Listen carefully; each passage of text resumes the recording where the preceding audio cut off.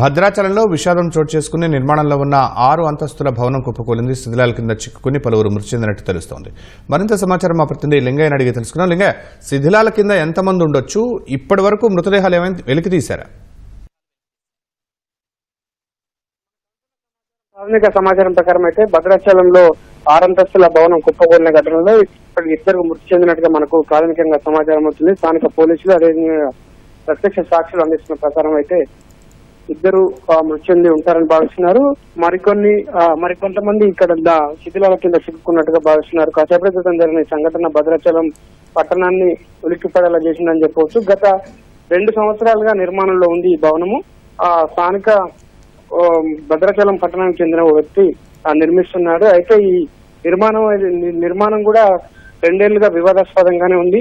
ఈ 2 ఏళ్ల నుంచి ఎటువంటి అనుమతి లేకుండానే నిర్మిస్తున్నట్టుగా కూడా ప్రస్తుతం ఆ పంచాయతీ అధికారులు కూడా చెప్తున్నారు. ఇందుకు సంబంధించి ఆ యజమాని ఎవరైతే ఉన్నారో ఆయనకు ఇప్పటికే 2 సార్లు ఆలయ అధికారులు కావచ్చు, అటు పంచాయతీ అధికారులు 2 వైపుల నుంచి కూడా 2 సార్లు ఈ నిర్మాణం చేపట్టద్దు గట్టి హెచ్చరికలు కూడా జారీ చేశారు. అయితే అధికారులు హెచ్చరికలు జారీ చేసినప్పుడు అధికారులు నిర్మాణం అడ్డుకున్నప్పుడు మాత్రం కొన్ని రోజుల పాటు నిర్మాణాలు ఆపివేసి మళ్ళీ తర్వాత ఈ నిర్మాణాలు చేపడుతున్నట్టుగా కూడా మనకు సమాచారం ఉంటుంది. ఈ నిర్మాణానికి భారీ అంతస్తుకు సంబంధించి దాని పక్కనే ఒక ఆలయం నిర్మించారు. ఆలయానికి సంబంధించి ఆ నిర్మాణం కూడా దాదాపు పూర్తయింది. ఇది ఓ ట్రస్ట్ పేరుతో విరాళాలు సేకరించి అక్కడ ఈ లార్జ్ నిర్మాణం కోసం ఇది భవనాన్ని నిర్మిస్తున్నట్టుగా మనకు ప్రస్తుతం సమాచారం అందుతుంది. ఇది పూర్తిగా ముందు నుంచి కూడా వివాదాస్పదంగానే ఉంది.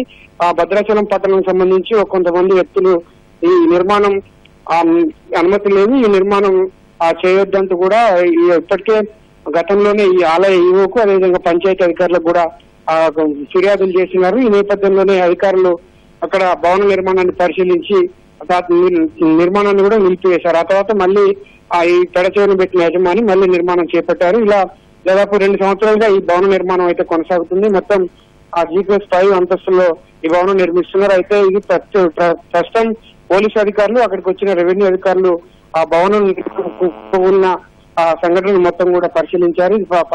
ఖచ్చితంగా నాసిరకంగా నిర్మాణాలు తోనే ఈ భవనం కుప్పకూలిందన్న అభిప్రాయాలు అయితే వ్యక్తమవుతున్నాయి. మొత్తం పిల్లర్లు పూర్తి స్థాయిలో నిర్మించకపోవడం, పిల్లర్లు పటిష్టంగా లేకపోవడం వల్ల భవనం కుప్పకూలిందని సమాచారం అందుతుంది. అయితే గతంలో పని జరిగిన సమయంలో 10ల సంఖ్యలో కూలీలు కూడా అందులో పనిచేసేవారు. అయితే గత 4-5 రోజుల నుంచి కూడా 2-3 చొప్పున పనిచేస్తున్నారని ప్రత్యక్ష సాక్షులు అయితే చెప్తున్నారు.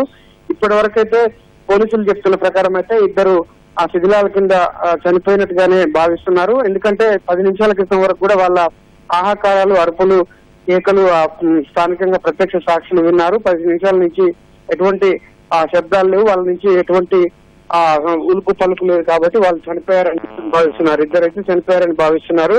మరికొంతమంది కూడా ఇక్కడ చిక్కుకున్నట్టుగా భావిస్తున్నారు. ఇప్పటికే అక్కడ పోలీసు, అదేవిధంగా రెవెన్యూ, పంచాయతీరాజ్, అదేవిధంగా ఆలయ అధికారులు, స్థానిక అందరూ కూడా అక్కడ చేరుకొని కూలిపోయిన శిథిలాలను తొలగిస్తున్నారు. భారీగా ట్రైన్లు, అదేవిధంగా ప్రొక్లైన్ కూడా తీసుకొచ్చారు. ఇందుకోసం ఐటీ నుంచి కూడా ప్రత్యేక వాహనాలను కూడా తీసుకొస్తున్నారు. ప్రస్తుతం పోలీసులు కూడా అక్కడ ఈ సంఘటనకు సంబంధించి కొంతమంది స్థానికులు ఆగ్రహం వ్యక్తం చేస్తున్నారు. ఎందుకంటే గతంలో కూడా దీనిపై పలుసార్లు వివాదాలు, విమర్శలు వెల్లువెత్తాయి. అయినప్పటికీ కూడా అధికారులు పూర్తి స్థాయిలో నిర్మాణాలను నిర్మించడంలో నిర్మించకుండా ఆపడంలో విఫలమయ్యారంటూ కొంతమంది ఆగ్రహం వ్యక్తం చేస్తున్న పరిస్థితి. ప్రస్తుతం అయితే ఎవరు ఆ శిథిలాల కింద ఉన్నారు, ఎంతమంది ఉన్నారు అనేది మాత్రం ఇంకా పూర్తి స్థాయిలో తెలియాల్సింది. ఎందుకంటే 5 అంతస్తుల భవనం పూర్తి స్థాయిలో కుప్పకూలింది కాబట్టి ఆ శకలాలను తొలగించే టైంకి, శిథిలాలను తొలగించే టైంకు చాలా సమయం పడుతుంది. కాబట్టి అసలు ఎవరున్నారు, ఎంతమంది ఉన్నారు, ఒకవేళ ఉంటే ఎవరు, వాళ్ళు ఆ కూలీలా లేకపోతే దానికి సంబంధించిన వాళ్ళ ఎవరు అనేది మాత్రం ఈ శకలాల తొలగింపు పూర్తయిన తర్వాతనే మనకు కొంత సమాచారం వచ్చే అవకాశం ఉంది.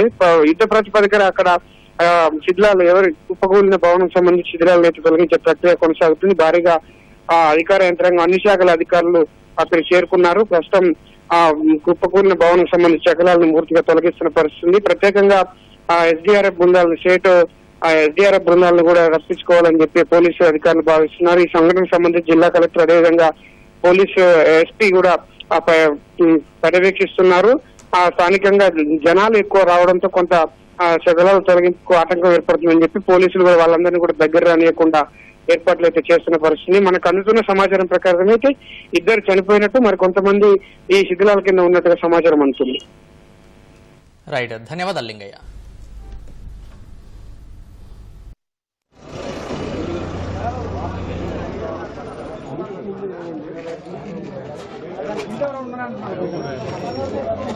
ఐటీసీ వాళ్ళతో మాట్లాడరా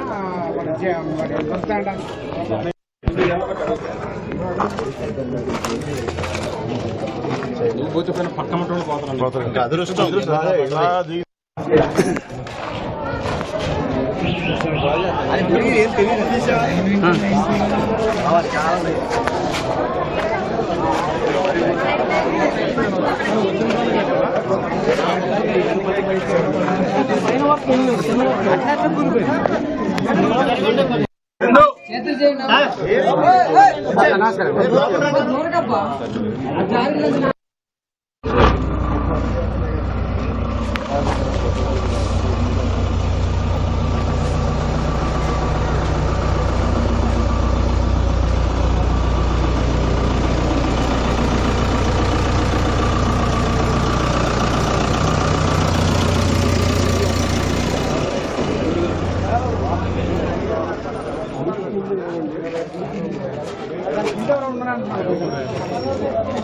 ఐటీసీ వాళ్ళతో మాట్లాడరా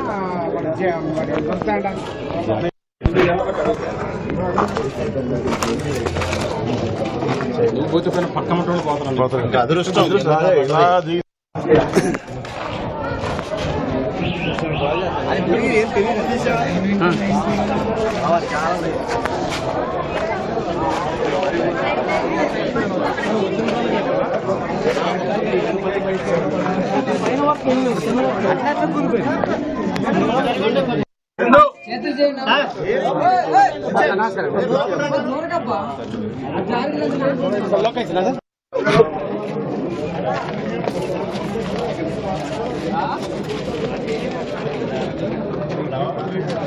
పక్కన